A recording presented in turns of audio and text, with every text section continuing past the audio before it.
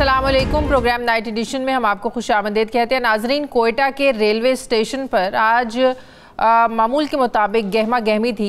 सैकड़ों मुसाफिर हाथों में अपना सामान उठाए ट्रेन के इंतज़ार में थे। कोई नहीं जानता था कि कुछ ही देर में जाफर एक्सप्रेस के टर्मिनल पर खून की होली खेली जाएगी। खुदकुश दहशतगर्द बम बांध कर स्टेशन पर खुले रास्ते से दाखिल होता है। आज कोयटा को सुबह लगभग तकरीबन 8 बजे एक बार फिर ज़ख्म दिया गया। दहशतगर्दों ने धमाका किया, 27 मासूम लोगों की जानें ले लीं जो अपने रेलवे स्टेशन पर अपनी अपनी मनाजिल पर पहुंचने के इंतज़ार में खड़े थे। उनका ये सफ़र शुरू होने से पहले ही सफ़र आखिरत उनका शुरू हो गया। धमाका खुदकुश किया गया था। वहाँ के क्या मनाजिर थे, क्या हुआ? बलोच लिबरेशन आर्मी यानी दहशतगर्द तंजीम BLA ने इसकी जिम्मेदारी कबूल की है। नाजरीन, ये कौन सी तहरीक है जो मासूमों के खून से खेल कर चलाई जा रही है? ये कौन सी मुसल्लह बगावत है जो सिर्फ हुजूम में ज़्यादा से ज़्यादा जाने देखती है? ये कौन सी कौम परस्ती है जिसमें दलील ही दहशतगर्दी बन चुकी है? ये कौन सा मिशन है जिसमें अपने ही लोगों के लिए बनाई गई अमलाक और सरकारी तनसीबात तबाह कर दी जाती हैं? अपनी ही ज़मीन से गद्दारी करने वाले, अपने ही लोगों को मारने वाले ये बलोच हैं, ना ही बलोचिस्तानी। ये बात नाजरीन किसी से भी ढकी छुपी नहीं है कि BLA जैसी दहशतगर्द तंजीमें दुश्मन ममालिक से मदद लेकर पाकिस्तान में ऐसी कार्रवाइयाँ करते हैं, लेकिन जब इनके ख़िलाफ़ मिलिट्री ऑपरेशन शुरू होते हैं तो वो आवाज़ें उठने लगती हैं जो आज इस खूनरेज़ी पर हमने नहीं देखा कि उठ रही हों। इस BLA के हाथों सिर्फ सिक्योरिटी फोर्सेस ही नहीं, सरकारी अमलाक, चीनी इंजीनियर्स, हत्ता कि आम शहरी भी आज महफूज नहीं है। कौन सा पाकिस्तानी होगा जो ऐसी कार्रवाइयों को किसी भी तरह से जवाब फराहम करे? क्या ऐसे में मान लिया जाए कि दहशतगर्दों का कोई कौम या मज़हब नहीं होता और ऐसे मासूमों के कत्ल के बाद उनके लिए थोड़ी भी हमदर्दी बाकी रहेगी? बिल्कुल नहीं रहेगी। इसी पर बात करने के लिए मुझे ज्वाइन कर रहे हैं मोहम्मद हमजा शफकात साहब, कमिश्नर कोयटा। अस्सलाम वालेकुम, बहुत बहुत शुक्रिया हमजा साहब आपका। हमजा साहब, ये बात आपने दुरुस्त की और हमेशा दुरुस्त ही लगती है ये बात कि खुदकुश हमलावर को रोकना बड़ा मुश्किल होता है। ज़ाहिर है जब एक शख्स अपने आप को मारने का इरादा करके आया हो तो आप उसको रोक नहीं सकते। और फिर जिस मकाम पर, जिस जगह पर आज ये अटैक किया गया है, और ये सॉफ्ट टारगेट बहुत इजी होता है, बड़ा आसान होता है ऐसी जगहों को टारगेट करना, लेकिन क्या इस तरह के उज़र हर बार देना कि दहशतगर्दों को, जो खुदकुश हमलावर होते हैं, उनको रोकना नामुमकिन होता है, उनको रोकना मुश्किल है? क्या ये उज़र काफ़ी हैं? उन लोगों का क्या कसूर है जो आज अपनी मंजिल पर जाने के लिए निकले थे लेकिन कहीं और चले गए? ये बात आपकी बिल्कुल ठीक है कि इसमें बेगुनाह लोग जो हैं वो शहीद हो रहे हैं, और ये पहला वाकया नहीं है। इससे पहले नोशकी जाते हुए ज़ायरीन में से शनाख्ती कार्ड चेक करके इसी बैंड ऑर्गेनाइजेशन ने बंदे निकाले और 20 के करीब लोगों को शहीद किया। तुर्बत में गरीब मजदूर थे जो रात को सो रहे थे, वो अपने इधर से आए हुए थे अपनी रोजी के लिए, और उनको मार दिया गया। इससे पहले राड़ा शम में भी आपको पता है 26 अगस्त की रात को बस में से बंदे उठा के मारे गए, और आज का भी जो वाकया है वो यही है। लेकिन ऑन वन हैंड ये तो हमें नजर आ रहा है कि बहुत सारे एक्शंस हो रहे हैं और इसमें बहुत सारा लॉस हो रहा है, लेकिन ऑन दी अदर हैंड आप देखें कि हमारी सिक्योरिटी एजेंसीज, हमारी इंतजामिया, पुलिस भी नॉन स्टॉप एक्शन कर रही है और इस तरह के कई एक्शंस को स्टॉप भी कर रही है। रिसेंटली कल ही की बात है कि हमने जो लोग सबवर्जन में इन्वॉल्व थे उनको अरेस्ट किया और उन्होंने आके अपने आप को टीवी पे प्रेजेंट किया। इससे पहले भी कोयटा के अंदर एक ये जो फितना अल ख्वारिज के लोग हैं इनकी तश्कील को पकड़ा गया, पिशीन में 6 बंदों को पकड़ा गया, न्यूट्रलाइज किया गया। तो ये एक नॉन स्टॉप वॉर है जो हम नॉन स्टॉप लड़े हैं तमाम। लेकिन ये देखने की जरूरत है कि दहशतगर्द तंजीमें क्यों मजबूत हो रही हैं, क्यों ही बलूचिस्तान के जो नौजवान हैं, पढ़े लिखे लोग हैं, खवातीन हैं, उनकी तंजीमों का हिस्सा बन रहे हैं। इसका एक रूट कॉज है, उसको जानने की ज़रूरत है। आप समझते हैं कि मिलिट्री ऑपरेशन तो एक हल है, मिलिट्री तो वो तो एक सोल्यूशन है, आप नहीं समझते एक सियासी हल भी निकाला जाना चाहिए?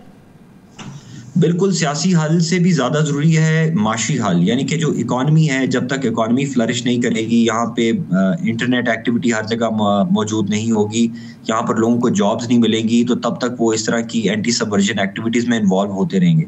और इसीलिए इकोनॉमिक्स के फ्रंट के ऊपर हुकूमत बहुत ज़्यादा एफर्ट कर रही है कि किसी तरह आप ये देखें कि जितने हमारे बॉर्डरिंग डिस्ट्रिक्ट्स हैं उन पे सिर्फ for the sake of economy allow किया जाता है कि ठीक है आप वहाँ से ईरान से कुछ ना कुछ सामान ले आएँ ताकि आपकी रोज़ाना की बुनियाद पर जो आपकी रोज़गार है वो मुतासर ना हो। इसी तरह चमन के ऊपर भी काफ़ी, और चमन के अलावा जितने भी बॉर्डरिंग डिस्ट्रिक्ट्स हैं उन पे हुकूमत जो है वो अपना रेवेन्यू छोड़ के लोगों के लिए काम कर रही है।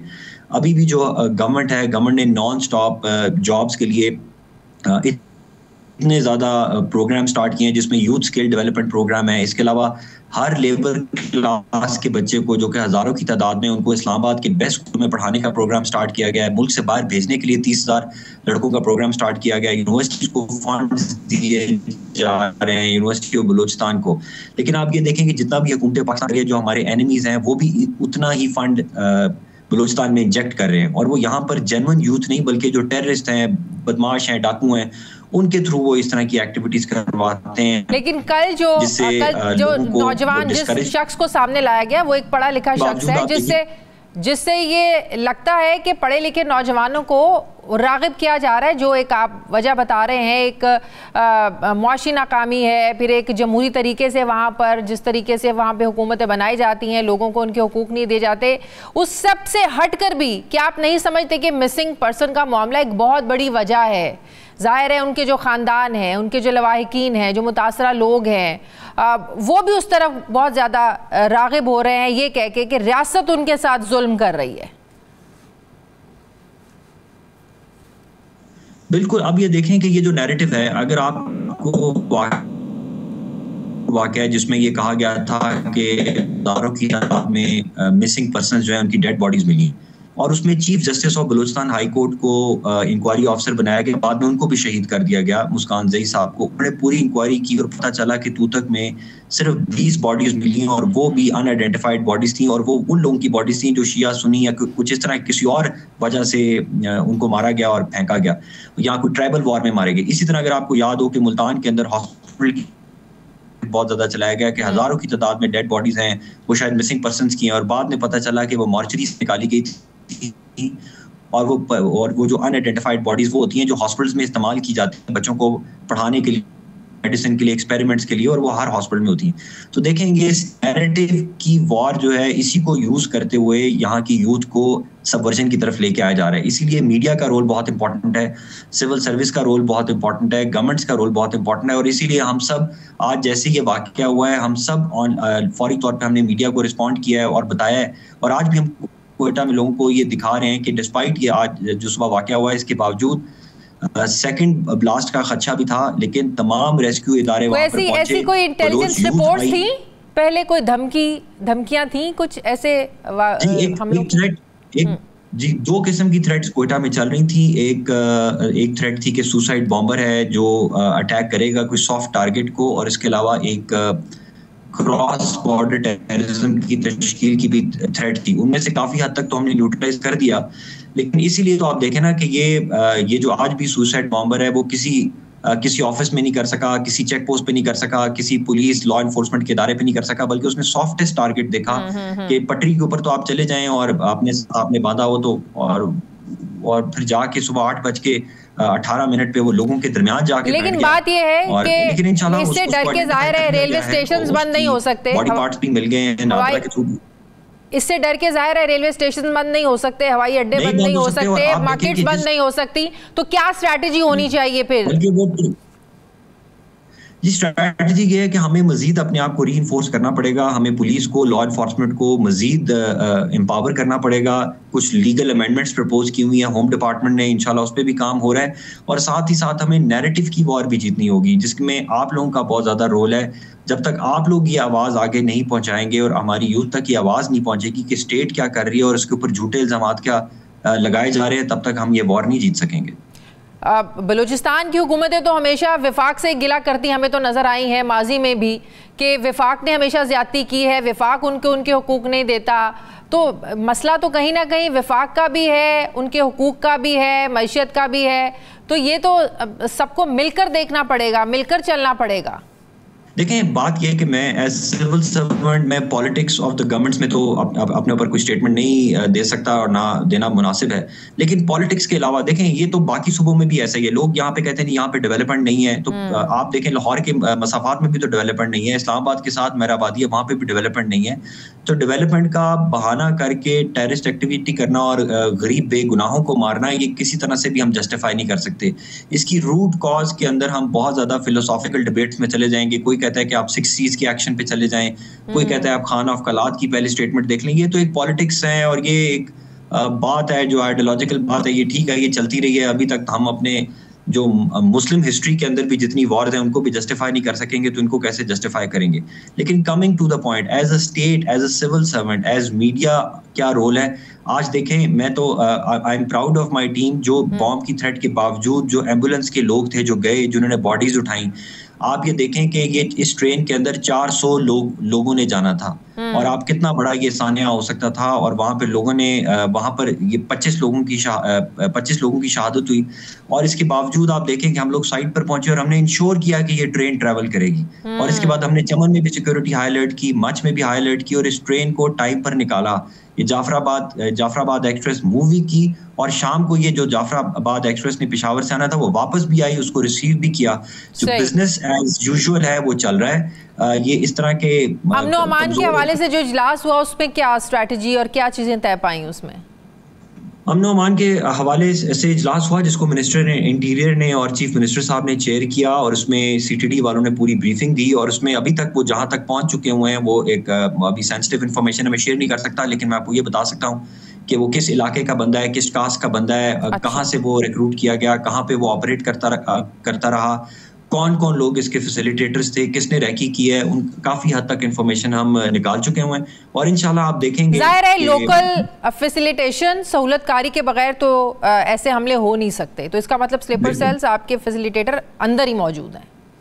बिल्कुल अंदर मौजूद है, और उनको टाइमिंग भी एग्जैक्ट पता था, और उनको ये भी पता था कि कौन कौन इसमें ट्रैवल कर रहे हैं। हाँ। और किस तरह वो उसको अवॉइड करता हुआ वो एंटर हुआ सामान के साथ, और right in the heart of crowd वो खड़ा हुआ। तो ये इसमें डेफिनेटली एक पूरा प्लान्ड एक ऑपरेशन था। लेकिन ये कि अब हम इसको बैक ट्रैक कर रहे हैं, होपफुली हम इसमें काफी अच्छी एडवांसमेंट होगी इंशाल्लाह। बहुत शुक्रिया कमिश्नर कोयटा मोहम्मद हमजा शफकात साहब, बहुत शुक्रिया आपका। मुझे ब्रेक लेनी है नाज़रीन, वापस आते हैं वक्फे के बाद।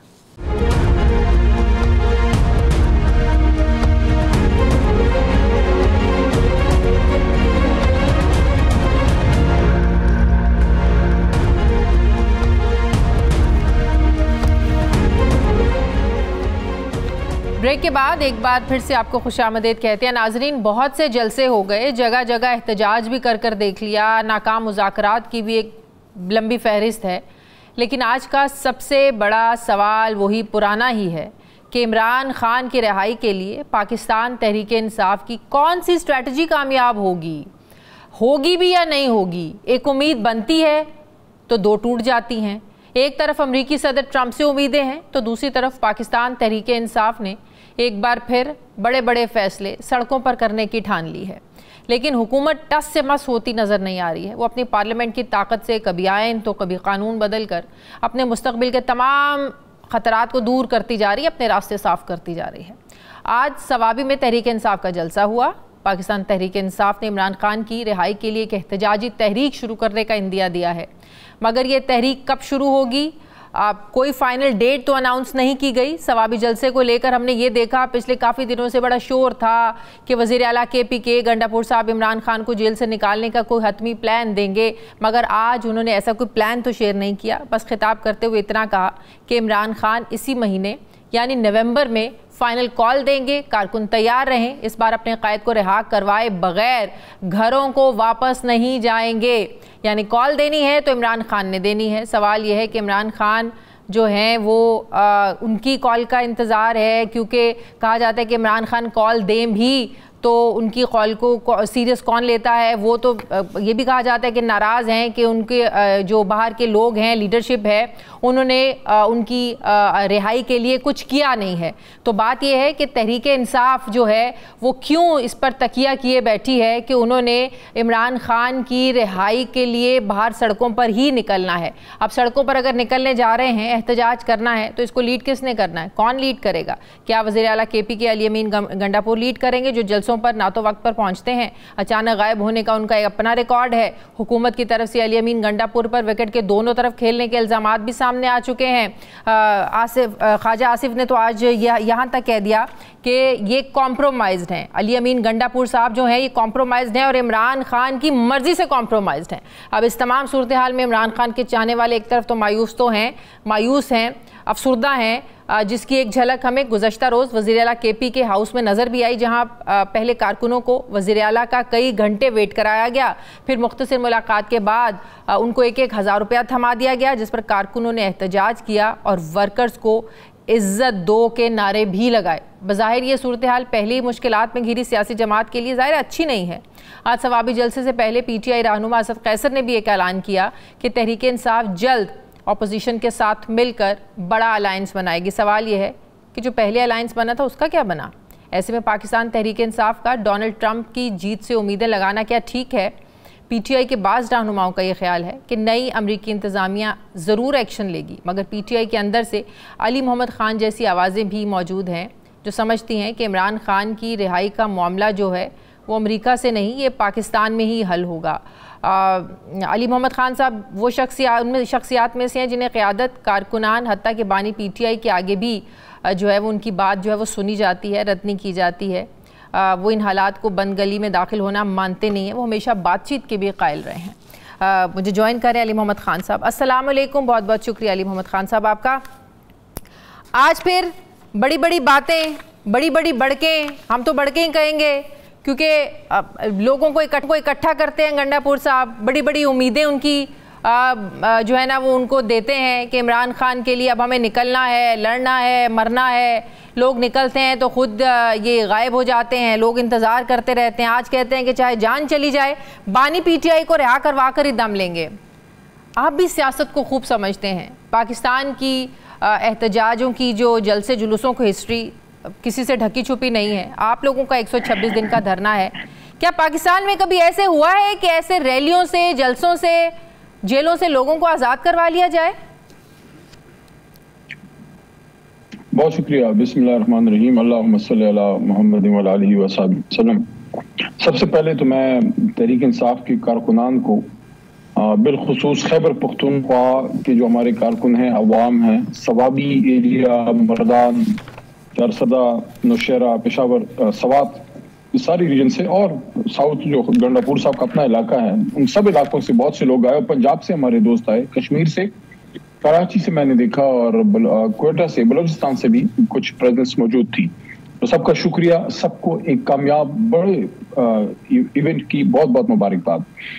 अब आते हैं आपका जो सवाल है। देखिए, मैं स्टेज पे था, मैं शाम से ही वहीं था, असर के वक्त से। मुझे स्पीकर्स बहुत ज्यादा थे, मुझे तो गुफ्तगू का उधर मौका नहीं मिल सका, लेकिन तमाम स्पीकर्स ने जितने भी बोले उन्होंने यही इंदिया दिया कि इस अज़म का इरादा किया कि हम खान साहब के साथ लॉयल हैं, खड़े हैं, हम हर कुर्बानी देंगे।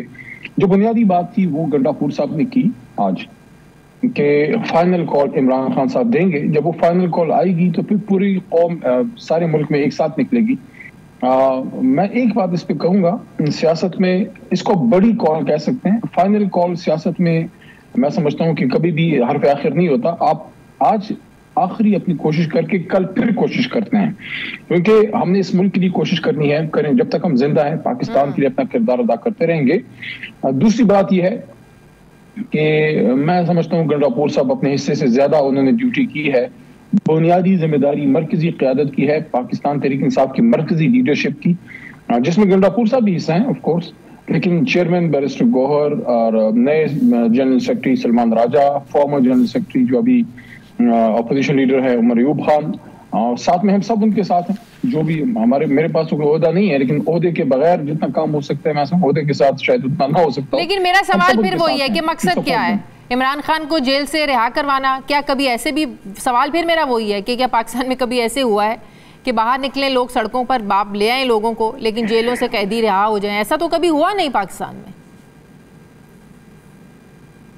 इस हद तक मैं आपसे एग्री करता हूँ कि जुलूस से, जलसे से अदालत का दरवाजा, जेल का दरवाजा नहीं खुलता, लेकिन एक प्रेशर माउंट होता है हुकूमत वक्त पे। इसका मकसद किसी अदालत पे प्रेशर डालना नहीं होता, ना अदालत प्रेशर में काम करती है, लेकिन हुकूमत पे एक प्रेशर डेवलप होता है। देखें, दूसरा साइड ऑफ कॉइन देख लेना, अगर हम कोई एक्टिविटी ना करें, कोई जलसा ना करें, कोई जुलूस ना करें, सिर्फ जो है अदालत पे बैठ जाएं कि वकला वहां केस पेश करेंगे और हमारा लीडर निकल आएगा, तो ये लीगल केसेस सिर्फ नहीं है, ये बेसिकली पॉलिटिको लीगल केसेस हैं, पॉलिटिकल केसेस बनाए गए हैं, सियासी केसेस बनाए गए हैं। इमरान खान साहब सियासी असीर हैं, तो सियासी सीरी का जवाब सियासत में ही पिना है। इसका मसला सही है, लेकिन अली मोहम्मद खान साहब, ऐसी हुकूमत जिसके बारे में आप लोग कहते हैं, आप ऐसी हुकूमत पर प्रेशर डालना चाहते हैं जिसके बारे में आप लोग खुद कहते हैं ये कमजोर हुकूमत है, जिसके ना फैसले अपने हैं ना इनके वजीर अपने हैं, इनको तो हाथ पैर बंधे हुए हैं, इनको तो बिठाया गया है। तो ऐसी हुकूमत जिसको खुद आप लूला लंगड़ा कहते हैं कि किसी के कहने पर आकर बैठ गए, बिठा दिया गया है, उसे क्या तवक्को रखते हैं आप लोग? उसको क्या प्रेशराइज करेंगे जिसको ऑलरेडी आप प्रेशराइज्ड कहते हैं? तहरीक इंसाफ ने साबित किया है कि बावजूद बहुत ज्यादा क्रिटिसिज्म के, जो कि होनी चाहिए, जो होनी है जब तक इमरान खान साहब बाहर नहीं निकलते, ये होनी है क्रिटिसिज्म, लीडरशिप पे होनी है। कोई कहेगा फलाना कॉम्प्रोमाइज है, कोई कहेगा फलाना है। जो मैदान में खड़े हैं मैं तो उनको सलाम पेश करता हूँ, चाहे MNA है, वर्कर है, अपने घर तोड़वा के खवातीन उठाई गई, बच्चों को तशद्दुद हो रहा, गायब कर दिए गए, मारा पीटा गया, पर्चे, कारोबार तबाह, सब कुछ। अभी अनिका बीबी है हमारी MNA है, अनिका साहब जो है सिटिंग MNA, इलेक्टेड MNA, उन्होंने उनकी एक वीडियो मेरी आज सुबह नजर से गुजरी, देख के अफसोस भी हुआ, गुस्सा भी आया, शर्म भी महसूस हुई कि एक सिटिंग MNA, खातून MNA के साथ ये किया जा रहा है कि उनके फसलें तबाह करना, उनको कारोबार बंद कर देना, घर तोड़वा देना, पर्चे, ये सारा कुछ लीडरशिप बर्दाश्त कर रही है। ये स्ट्रगल है, स्ट्रगल में अप्स एंड डाउन्स आते रहते हैं। देखिए ये पॉलिटिकल केसेस हैं, इनका हल भी पॉलिटिकल है, इसलिए ये एहतजाज और जलसा जुलूस एक जरूरी अमर है। लेकिन हम सबको इससे आगाह है, फैसला अदालतों में होगा, फैसला इसका डायलॉग टेबल पे भी हो सकता है। और मैंने पिछली मुलाकात में खान साहब के सामने ये नुक्ता रखा भी था कि जलसे जुलूस भी हमने करने हैं, लेकिन मैं ये समझता हूं कि ये जो पॉलिटिक्स में डायलॉग का रास्ता है हमें बंद नहीं करना चाहिए। डायलॉग किससे नहीं होता हमेशा, डायलॉग किससे होने चाहिए? जिनके पास ताकत है या जो लाकर बिठाए गए हैं? देखिए मेरे से अगर आप पूछें, मैं आपकी बात में समझ गया हूं। एज अ पॉलिटिकल वर्कर मैं एस्टैब्लिशमेंट से बराह रास्त डायलॉग के हक में नहीं हूं। मैं समझता हूं कि सियासी फोर्सेस के बीच में चाहे जितनी भी मुखासमत हो, जितना भी फासला हो, डायलॉग उधर ही होता है। और डायलॉग का मतलब डील नहीं होता। जो डील करते हैं वो पहले महीने निकल जाते हैं, इंग्लैंड पता नहीं किधर, अमेरिका निकल जाते हैं। 450 दिनों से जो आदमी जेल में बैठा है उसने डील करनी होती तो पहले महीने में करके मुल्क छोड़ के चला जाता। इस मुलाकात में इमरान खान साहब ने मेरे सामने, मैं इस बात के गवाह हूं जो उन्होंने ये बात की है कि ये लोग कहते हैं कि इमरान खान मुल्क छोड़ के चला जाएगा, बल्कि ये बात भी इनके सामने मैं नहीं रखी कि जब डिफेंस मिनिस्टर साहब की बात, ख्वाजा साहब तो जनाब ये कहते हैं कि इमरान खान साहब तो मुल्क छोड़ के जाना चाहते हैं, तो खान साहब ने मुस्कुरा के कहा कि यार मुल्क तो लोग वो छोड़ के जाते हैं जिनके बाहर असासे होते हैं, जो पैसे उन्हें बाहर भेजे होते हैं, करप्शन कहते हैं। उन्होंने कहा मेरा तो बाहर घर भी नहीं है, मैं बाहर जाके क्या करूंगा। उन्होंने कहा अगर हुकूमत को बहुत ही डरका लगा हुआ है, डर है, तो मेरा नाम ECL में डाल दें। ऐसी कोई बात करता है ऐसी?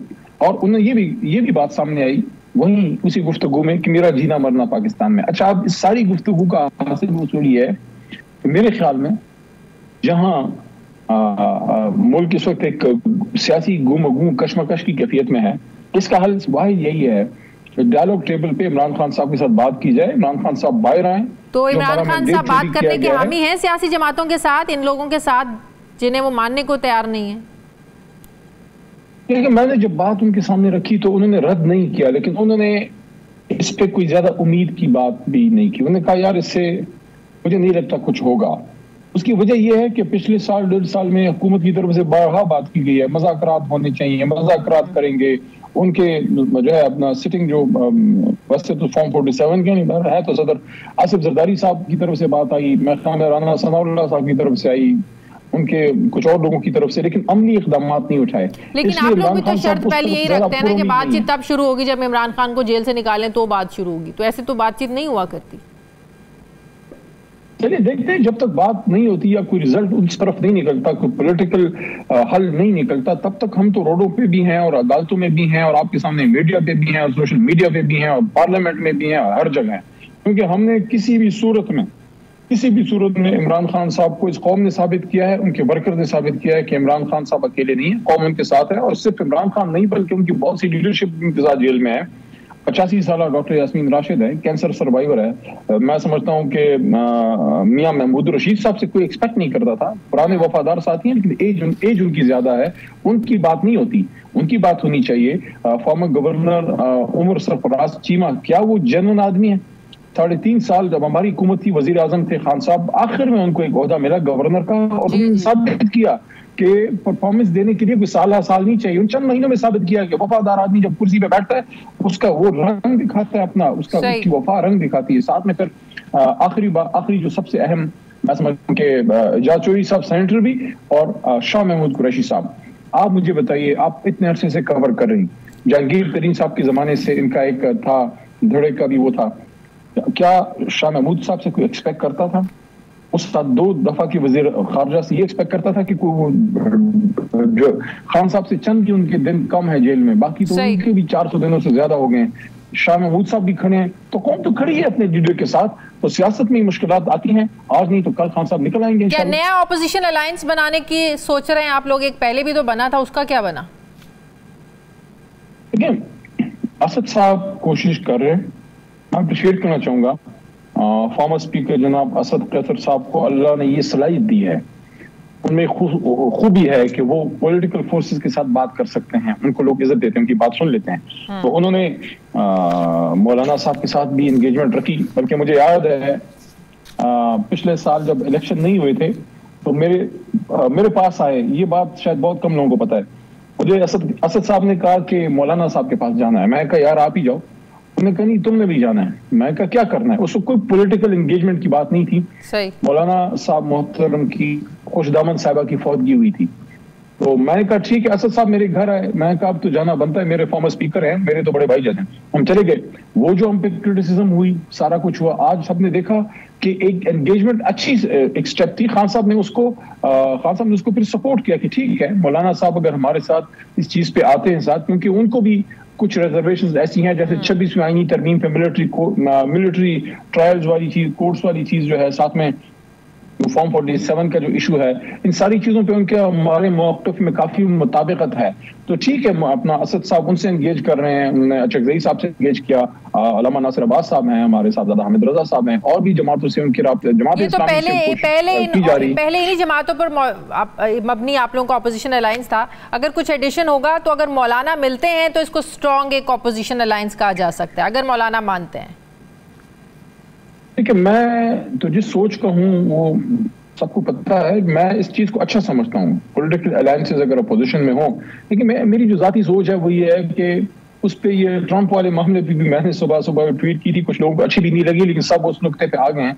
देखिए जिंदगी में आप अपनी जंग खुद ही लड़ते हैं, कोई किसी को नहीं संभालने आता। लेकिन अगर अलायंस हो तो फबेहा, आई मीन ये नूर अला नूर है। लेकिन ये मुझे पता है इमरान खान को इस कौम ने उसके बरकत नहीं निकालना है। लेकिन इंशाल्लाह हम कोशिश कर रहे हैं, हम नाउमीद नहीं है। खान साहब से मुलाकात होती है तो मैं उनसे बात भी करता हूँ। और लेकिन पीटीआई ने शोर इतना जरूर मचा दिया है कि डोनाल्ड ट्रंप की कॉल आएगी तो इमरान खान बाहर आ जाएंगे कि हुकूमत को भी परेशानी लग गई है। नहीं इतना शोर मचाओ कि झूठ भी सच लगने लगे, ऐसा शोर मचाया पीटीआई ने। नहीं देखें मेरी बात सुनिए, अब तो ये बात अज़र मिन अश-शम्स है, it's very clear, it's writing on the wall. Imran Khan साहब की जब ये बात ऐसे है बड़ी संजीदा कि खान साहब की जब हुकूमत खत्म हुई तो वो इमरान खान नहीं, वजीर आजम पाकिस्तान, कोई भी वजीर आजम हो, चाहे इमरान खान की जगह शहबाज शरीफ ही क्यों ना हो, हमारे बदतरीन सियासी मुखालिफ, लेकिन अगर शहबाज शरीफ साहब की भी हुकूमत, कोई बैरूनी ताकत अमेरिका जो भी हो उसकी तरफ से कोई साइफर आए और उसको थ्रेट किया जाए ये शहबाज शरीफ को उतारो, शहबाज शरीफ को उतारो तो हम तुम्हें माफ कर देंगे, और अगर उतार दिया तो माफ कर देंगे, नहीं उतारोगे तो मुल्क को सीरियस कंसीक्वेंसेस का सामना करना। अली मोहम्मद खड़ा हो जाएगा शहबाज शरीफ के लिए। क्यों? क्योंकि वो शहबाज शरीफ नहीं, वज़ीर आज़म पाकिस्तान है। तो लेकिन बाद में इमरान खान साहब ने इसको कहा कि नहीं अमेरिका इन्वॉल्व नहीं था, यहाँ की एस्टेब्लिशमेंट, सियासतदान, यहाँ के लोगों को इस्तेमाल किया गया। इमरान खान साहब ने कहा था। देखिए मेरी बात सुनिए, नहीं देखिए मेरी बात सुनिए, परसों भी उन्होंने इस बात का जिक्र किया।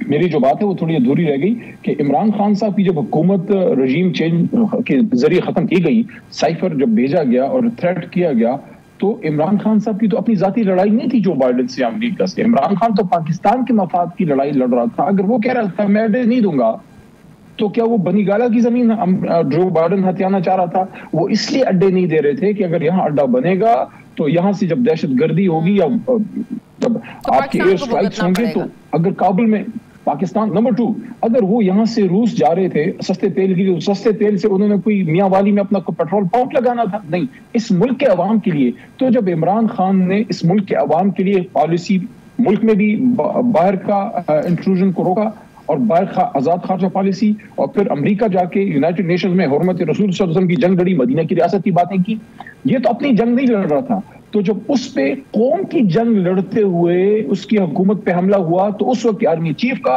हसासेदारों का, अपोजिशन का, स्पीकर का, पूरे मुल्क की क्या रिस्पॉन्सिबिलिटी थी कि अपने वजीर आजम को मजबूत करते। उन्होंने अपने वजीर आजम को अकेला छोड़ा। सलाम है इस कौम को जो अली मोहम्मद खान साहब, तो आप ये समझते हैं कि अगर वो इंटरफेरेंस गलत थी, तो आज अगर इमरान खान की रिहाई के लिए ऐसे ही ज़ूम कर लेना एक सेकंड के लिए, अगर कॉल आती है तो ये इंटरफेरेंस पे भी गलत समझी जाए, ये इस इंटरफेरेंस को भी फिर कबूल ना किया जाए? देखिए, कोई भी बैरूनी मुदाखलत, हम किसी भी बैरूनी मुदाखलत के हक में नहीं, हमें अपने मुल्क के फैसले खुद करने हैं। यह मुल्क एक आज़ाद मुल्क है, ये मतलकुल अनान एक बरतानवी रियासत से हमने आज़ादी हासिल की, इसीलिए की थी, हम अपने फैसले आज़ाद करने हैं। लेकिन एक अलबत्ता चीज़ है, और वो ये है जो इमरान खान साहब ने बात की ना कि एटलीस्ट जो ट्रंप साहब की जो एडमिनिस्ट्रेशन है वो न्यूट्रल रहेगी। तो जो जुल्म अजीम हुआ था बाइडेन के नीचे, रजीम चेंज, और अमेरिका की पुरानी आदत है, चाहे किसी को अच्छा लगे बुरा लगे, वो रजीम चेंज करते हैं, अपने ही लोगों को यूज करते हैं, हमेशा यूज होते हैं। शाह फैसल के साथ, कि मैं अमेरिका पे नहीं इल्जाम इस पे लगा रहा, लेकिन जिसने शाह फैसल को शहीद किया उनके अपने नेफ्यू को नहीं यूज किया। तो रजीम चेंज है, बड़ी ताकतों की पुरानी आदत है। हम सिर्फ ये कहते हैं कि ये जो बाइडेन के नीचे गलती हुई थी उसको दुरुस्त करना ट्रंप एडमिनिस्ट्रेशन की रिस्पांसिबिलिटी है, कि अंदरूनी मामलात में जो मुदाखलत हुई थी उसको दुरुस्त किया जाए। ठीक है, बहुत बहुत शुक्रिया। पाकिस्तान इंसाफ के सीनियर रहनुमा अली मोहम्मद खान साहब मेरे साथ है, बहुत शुक्रिया आपका। मुझे ब्रेक लेनी, वापस आते हैं वक्त के बाद।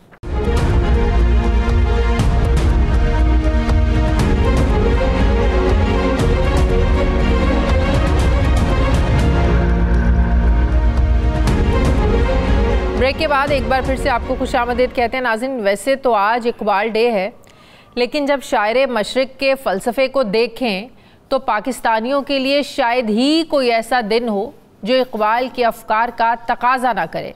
ये हकीकत है कि डॉक्टर मोहम्मद इकबाल की सोच को चंद लाइनों या चंद किताबों में समोया नहीं जा सकता, लेकिन अगर मैं इकबाल के फ़लसफ़े को चंद अल्फाजों में बयान करूँ तो वो बुनियादी नुक्ता नज़रिया खुद ही है कि जिस शख्स ने अपने आप को पहचान लिया वो बुलंदी की तरफ चल निकला। तस्वुर पाकिस्तान के खालिक ने क्या खूब कहा है कि खुदी को बुलंद कर इतना कि हर तकदीर से पहले खुदा बंदे से खुद पूछे, बता तेरी रज़ा क्या है।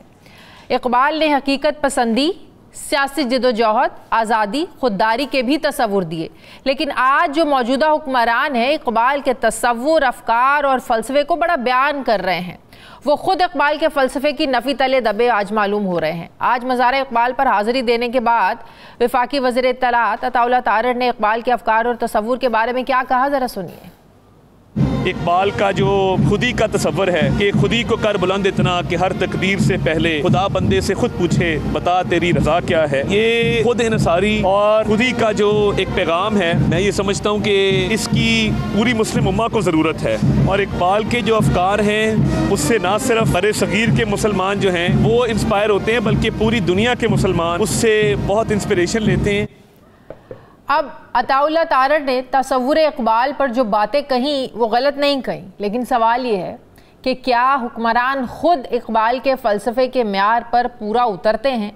क्या इकबाल का फ़लसफ़ा ये है कि मैंडेट चोरी और फॉर्म 47 के इल्ज़ामात दूर किए बगैर ही आप हुकूमत करते चले जाएं? क्या इकबाल की खुदी की तशरीह ये है कि हुकूमत मिलनी चाहिए, जैसे कैसे भी मिले, चाहे वोट की इज्जत को तार तार करके मिले या सियासी मुखालिफिन को जेलों में डालकर मिले, हुकूमत मिलनी चाहिए? क्या इकबाल का फ़लसफ़ा हयात ये है कि खुद का एहतसाब हो तो वो सियासी इंतकाम, मगर सियासी मुखालिफ के साथ जुल्म हो तो वो कानून की हुक्मरानी बना दी जाए? क्या इकबाल का तस्वुर ये है कि एक जमहूरी मुल्क में सियासत और एहतजाज को जुर्म बना दिया जाए? क्या इकबाल का ये नज़रिया था कि एक सियासी जमात को इसलिए दीवार के साथ लगा दिया जाए क्योंकि वो इक़्तिदार में बारियां लगाने के ख़िलाफ़ है? क्या इकबाल ने ये कहा था कि जब सियासी लड़ाई हारने लगो तो कभी कानून बदल डालो तो कभी आइन बदल डालो? इकबाल का नज़रिया तो इक़्तिदार का मतलब अवामी मैंडेट से हुक्मरानी था। इस इक़्तिदार को सियासी नौकरी बनाने वाले कौन हैं? क्या इकबाल का फ़लसफ़ा ये है कि ऐसी हुकूमत कबूल कर लो जिसके फैसले अपने हैं, ना ही वज़ीर अपने हैं? क्या इकबाल का ये तसव्वुर था कि बरसों हुक्मरानी करके सेहत की सहूलियात फराहम करने के खुद चैम्पियन बन जाओ, लेकिन जब अपना इलाज करवाना हो तो पाकिस्तान में नहीं, कभी लंदन, कभी दुबई, तो कभी जनेवा में जाकर अपना इलाज करवाओ? क्या इकबाल के नज़रिए के कायल थे? क्या वो इस नज़रिए के कायल थे कि पंजाब के शहरियों को स्मोक की आलूदा फ़ज़ा में छोड़कर ख़ुद बरतानिया के टूर पर निकल जाओ? क्या इकबाल का तसव्वुर ये था कि हुक्मरानी पाकिस्तान में करो लेकिन प्रॉपर्टियाँ और इन्वेस्टमेंट बाहर के ममालिक में करते चले जाओ? क्या इकबाल का नज़रिया ये है कि 3 बार हुकूमत लेने के बावजूद कौमी एयरलाइन को खसारे में रखो और जब उसके बिकने की बारी आए तो फिर मुनाफा बख्श कारोबार बनाने के नए नए आइडियाज़ आने लगे और ख़ुद ही लेने की बातें करने लगो? क्या इकबाल का तसव्वुर ये है कि रियासत के सुतूनों को महज अपने इक़्तिदार की तवालत के लिए आमने सामने लाकर खड़ा कर दो? क्या मौजूदा हुकूमत और गुज़श्ता कई हुकूमतों को देख कर हम ये कह सकते हैं कि ये पाकिस्तान इकबाल का पाकिस्तान है, या हमारे सियासतदान इकबाल के तस्वुर पाकिस्तान के ऐन मुताबिक गवर्नेंस कर रहे हैं, या हमारा दुनिया में मकाम इकबाल के नज़रिया खुदी को मानता है? इसी पर मैं बात करूँगी। मुझे ज्वाइन कर रहे हैं मुस्लिम लीग नवाज़ के सीनियर रहनुमा जनरल अब्दुल क़य्यूम साहब। बड़ी नपी तुली सी बात करते हैं, बड़ी अच्छी बात करते हैं, मेरिट पर बात करते हैं, अपनी पार्टी में भी एक मोतबर आवाज़ माने जाते हैं। जनरल साहब की बात को किसी भी बड़ी से बड़ी दलील से भी रद्द करना यकीनन आसान नहीं होता है। उन्हीं से आज पूछते हैं कि इकबाल का तस्वुर आखिर आज कहाँ चला गया है? अस्सलाम वालेकुम, बहुत बहुत शुक्रिया जनरल साहब, आपने वक्त दिया। जनरल साहब, जो इकबाल का तस्वुर था, जो आपने भी पढ़ा है, जो हमने भी पढ़ा है, लेकिन जो आज हो रहा है, क्या ये ऑपोजिट नहीं है? देखिए शाजिया, आपने बड़ा अच्छा किया। आज अल्लामा इकबाल का वो यौम वलादत है और उसके ऊपर हमने आज एक इस्लामाबाद चैम्बर ऑफ कॉमर्स में बहुत अच्छा एक प्रोग्राम भी किया है और उनकी ज़िंदगी के ऊपर रोशनी डाली है। आपने बहुत सी चीज़ें जो कही हैं वो बिल्कुल ठीक हैं कि उनका बिल्कुल ये तस्वर नहीं था। उनका तस्वर तो दयानतदारी, ऑनेस्टी और इस दुनियावी इक़्तिदार को ठोकरें मारना और आखिरत की सोच रखने वाला, वो उन्होंने बड़ा अपने तौर पे कहता है ना कि ये जो ज़िंदगी है ये तो बड़ी कम है, निगाह मौत पे रखता है मर्द दानिशमंद, हयात है शब तारीख में शरर के नमूद। तो ये लाइफ तो बिल्कुल शॉर्ट है। लेकिन अल्लामा इकबाल ने जब ये, और उनका तस्वर जो था ना, वो एक बहुत बड़ा एक आफाकी इन द सेंस के मुस्लिम उम्मा का पूरी जो उनका ख्याल था। वो कहते थे मेरे 2 कंसर्न्स हैं, एक इंडो पाक के मुस्लिम्स जो सब कॉन्टिनेंट के हैं और दूसरा फलस्तीन के मुसलमान, जिनके लिए उन्होंने बड़ा जोर लगाया। और उन्होंने हमेशा ये कहा कि उनकी राइट अप में पढ़ रहा था, उन्होंने कहा कि इस्लाम एक ऐसी इकाई है जिसका 2 मसलक हैं, एक इखलाकी है और दूसरा सियासी है। और वो ये कहना चाहते थे कि हिंदुस्तान की यूनिफिकेशन के लिए हम अपने सियासी मसलक को कुर्बान नहीं करना चाहते कि हम पाकिस्तान को एक अलग मुल्क ना माने, बिकॉज इससे हमारा इखलाकी मसलक भी तबाह हो जाएगा। तो दैट इज वाई उन्होंने जो इब्तदा की वो सब मुसलमानों के लिए, और बड़ी फिक्र अंगेज वो जो कहते हैं ना, उनका वो शेर है कि काफिर की ये पहचान के आफाक में गुम है और मोमिन की ये पहचान के गुम उसमें है आफाक। वो तो कहते हैं कि मर्द तो जो है कलंदर। आज हम बात करते हैं ना कि रिच होना चाहिए, रिसोर्सेज ज्यादा होनी चाहिए, गैस और आपके ऑयल के बड़े बड़े जखीरे हों तो जर से, तो अल्लामा इकबाल कहता है जर से कुछ नहीं होता। जो आप बातें कर रही थी कौम के किरदार से होता है। और उन्होंने कहा कि ये जो अगर जर से होता, देखिए आप आज मुस्लिम उम्मा में ओआईसी की मीटिंग बुला के क़यादत का फैसला बड़ी मुश्किल से होता है। हम पीछे लगे हुए हैं पूरी मुस्लिम दुनिया। तो उन्होंने कहा ज़र और दौलत से नहीं है, कैरेक्टर की कमजोरी वीकनेस मजबूती से होगा। तो उसके ऊपर उन्होंने बड़ा अच्छा कहा कि सबब कुछ और है तू जिसको खुद समझता है, जवाल बंदा मोमन का बेजरी से नहीं, गर जहां में मेरा जोहर आश्कार हुआ कलंदरी से हुआ है, अंगरी से नहीं। तो अल्लामा इकबाल तो रूहानियत की बात करते हैं और रूहानियत में ये चीजें जो आप कह रही हैं इसमें सारी बहुत सी स्पेकुलेटिव भी होंगी, बहुत सी वन साइडेड एक सोच होगी कि ये पार्टी ये कर रही है या वो पार्टी कर रही है, या हुकूमत की एक कसूरवार है या अपोजिशन कसूरवार है। बट बहसियत कौम बहुत सी फीलिंग्स हैं, और ये सच्ची बात है कि हम ना कायदे आज़म के फरमूदात पे गए हैं और ना जो तसव्वुर था अल्लामा इकबाल का, हमें उसकी लेकिन मौजूदा हुकूमत का एक मिशन लगता है कि किसी ना किसी तरीके से आप देखें वो चाहते हैं कि इमरान खान जो है वो जेल के अंदर ही रहें। यहाँ आइन में तरमीम भी हो रही हैं, रातों रात कानून भी बन रहे हैं, आइन साजियाँ भी हो रही हैं। अब जब से ट्रंप दूसरी बार सदारत के ओहदे पर वो फायज होने जा रहे हैं, ज़ाहिर है अभी तो 2 महीने हैं, उन्होंने अपने ओहदे का हल्फ उठाना है। ये हुकूमत भी बड़ी परेशान लग रही है, ये हुकूमत भी बड़ी बुखलाई लग रही है। क्यों ये क्लैरिफिकेशन आकर देना पड़ती है दफ्तर खारजा को भी कि अमेरिका हमारे मामलात में मदाखलत नहीं कर सकता? ये बात तो दुरुस्त है कि ट्रंप जब पहली बार सदर बने तो उस वक्त अमेरिका के साथ पाकिस्तान के ताल्लुकात, जब इमरान खान वज़ीर आज़म थे तो बेहतर रहे हैं ताल्लुकात। उसका एक और भी पस मंज़र है, ट्रंप ने अफवाज को निकालना था अफगानिस्तान से, that is a different story, लेकिन एक अच्छे ताल्लुकात रहे हैं। लेकिन उसको लेकर आज हुकूमत क्यों बुखलाई हुई है कि कहीं इमरान खान जेल से बाहर ही ना आ जाए अगर कॉल आ जाए? देखिए, ये एक व्यू पॉइंट है ना कि बुखलाई हुई है कि किसी ने वो बयान दे दिया तो ये क्या, ये तो एक कंक्लूजन है जिसके पीछे कोई लॉजिक मुझे नजर नहीं आती। देखिए, अमेरिका एक बहुत बड़ा मुल्क है, उसके साथ अच्छे ताल्लुकात के लिए हर दुनिया का हर मुल्क आगे आएगा और वो करना चाहेगा। हमारी ये पॉलिसी का हिस्सा यही है कि अमेरिका के साथ ताल्लुकात चाइना की कास्ट पे या सीपैक की कास्ट पे नहीं हो सकते, और चाइना के साथ ताल्लुकात अमेरिका की कास्ट पे नहीं हो सकते।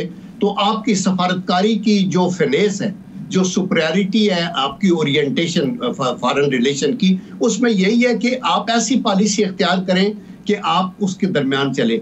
देखिए, ये भी एक इल्यूजन है कि ट्रंप की दोस्ती फलाने मुल्क से थी या फलाने लीडर से थी। किसी की इन लीडर्स की दोस्ती नहीं होती, इनके अपने अपने इंटरेस्ट हैं और उनके अपने अपने मफादात हैं, और हमारे अपने पाकिस्तान की एक स्ट्रेटेजिक लोकेशन है, और जो अमेरिका है वो ये चाहता है कि पाकिस्तान टोटली एक अदर ब्लॉक के अंदर न चला जाए और अपने तौर के ऊपर यहाँ टेररिज्म के जो कुछ हो रहा है। लेकिन जनरल साहब, एक कॉल अमेरिका से कॉल्स आने की एक हिस्ट्री तो है, आप इससे डिनाई तो नहीं करते ना? कॉल्स तो आई हैं। नहीं, देखिए, कॉल्स तो आई है ना, ऑन रिकॉर्ड है कि जब ये न्यूक्लियर एक्सप्लोजन होने थे तो पता नहीं कितनी कॉलें आई थी, और नवाज शरीफ साहब ने बात भी की थी बिल क्लिंटन के साथ, और उसके ऊपर हमने नहीं कहा। इसके अलावा आप देखिए शाजिया कि अमेरिका से कितनी कॉलें आई हैं कि वो जो डॉक्टर आफरीदी है जो उसामा के उस चक्कर में पकड़ा हुआ है दर कि भाई उसको छोड़ दे, और बहुत से इश्यूज ऐसे हैं जिसके ऊपर करती रहती है कौमें। लेकिन आप एब्सोल्युटली नॉट भी नहीं कहते, एट द सेम टाइम आप अपने इंटरेस्ट्स को किसी तरीके से भी दांव पे भी नहीं लगाना चाहते। तो मेरे ख्याल में सुपीरियर सफारतकारी से अभी हम देखते हैं ट्रंप की प्लेट के अंदर बहुत कुछ है।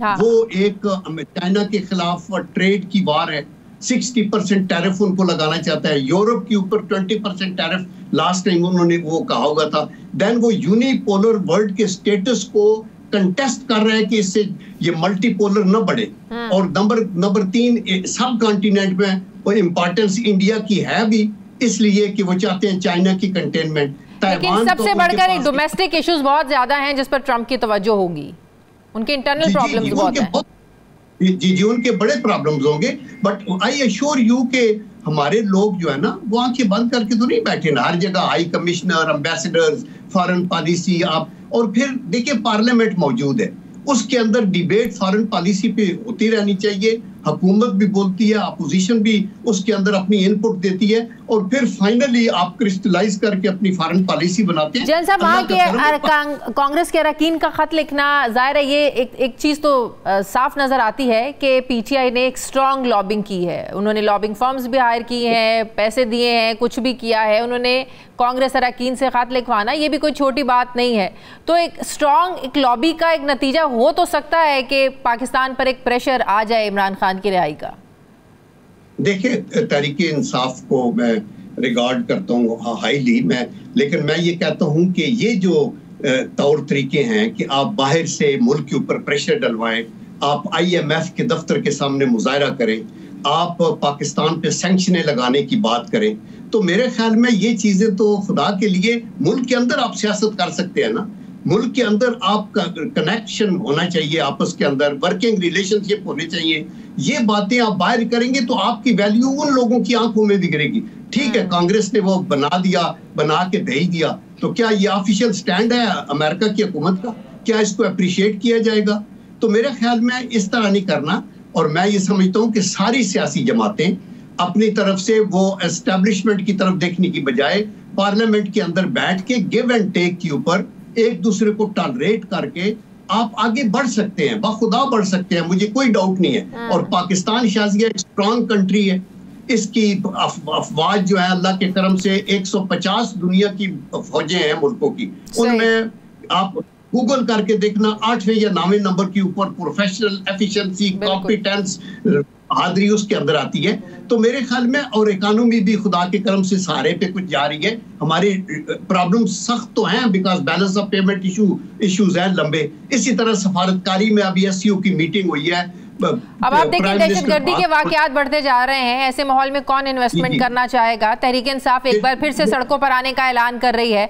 आज आपने अली अमीन गंडापुर साहब की वो तकरीर भी देखी जिसमें उन्होंने कहा कि अब हम निकलेंगे तो घर वालों को कह के निकलेंगे कि हम इमरान खान को लेकर आएंगे, नहीं तो हमारे जनाजे पढ़ लेना। मतलब कि वो एक ऐसी स्ट्रॉन्ग मोटिवेशन लोगों को दे रहे हैं कि अब लोगों ने लड़ना है या मरना है। देखिए, दो चीजें आपने की ना, टेररिज्म की लानत जो है उसके ऊपर तो मैंने आज भी वहाँ चैम्बर ऑफ कॉमर्स इस्लामाबाद में कहा कि ये जो कौमी सलामती के इशू है इसको टोटली आप फौज पे नहीं छोड़ सकते। फौज तो अटैक करेगी, अपना डिफेंस करेगी, तोप इस्तेमाल करेगी, गन की नोक से करेगी, लेकिन हमें सफारतकारी भी करनी है हुकूमती सतह के ऊपर।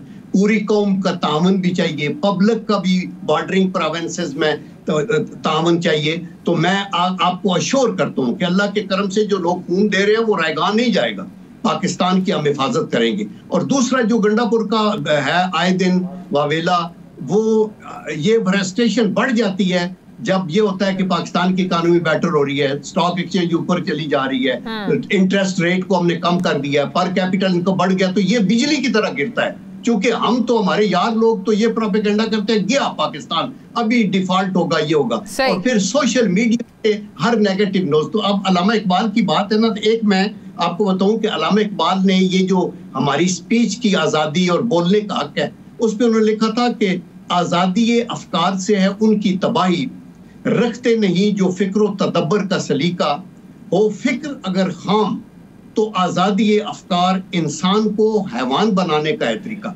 ये भी अल्लामा इकबाल ने कहा। तो आज के लिए आजादी का ठीक इस्तेमाल किया जाए और अब अपने मुल्क को आगे लेके चलना। सियासत हुकूमतें आती जाती रहेंगी, कोई भी दायमी नहीं है, दायमी हमारा मुल्क है और उसके लिए हमें मिल के बैठना है। We should agree to disagree. अपना अपोजिशन जरूर एहतजाज करे, असेंबलियों के अंदर करे, लोगों को प्रॉब्लम ना आए दिन हुकूमत की जो टेंशन है उधर अगर करेगी, ट्रबल होगी, तो फिर इकोनॉमी सफर करेगी, तो हुकूमत के लिए ट्रबल होगी। तो आप कह रहे हैं अगर तहरीक इंसाफ सड़कों पर आ जाती है, हुकूमत के लिए टेंशन होगी, हुकूमत की जो टेंशन है वो डाइवर्ट होगी और ट्रबल होगी, हुकूमत के लिए थ्रेट होगी। ऑफ कोर्स, देखिए इस तरह होता है तो हुकूमत जो है वो वीक विकेट पे होती है। वो क्योंकि उन्होंने रोकना भी है, लेकिन उन्होंने साथ ये भी देखना है कि अपोजिशन का तो दिल है कि कोई लाशें गिरे, हमने कैजुअल्टीज भी नहीं होने देनी, तो लोगों की हिफाजत जानो माल की भी करनी है। किसी ने एयरपोर्ट पे जाना है, किसी ने हॉस्पिटल में जाना है, वो भी हुकूमत की रिस्पॉन्सिबिलिटी है ना। तो दैट इज व्हाई मैं कहता हूँ कि प्रेशर क्रिएट करना है तो पार्लियामेंट में करें या कहीं बैठ के एक जगह के ऊपर आप अपना एहतजाज।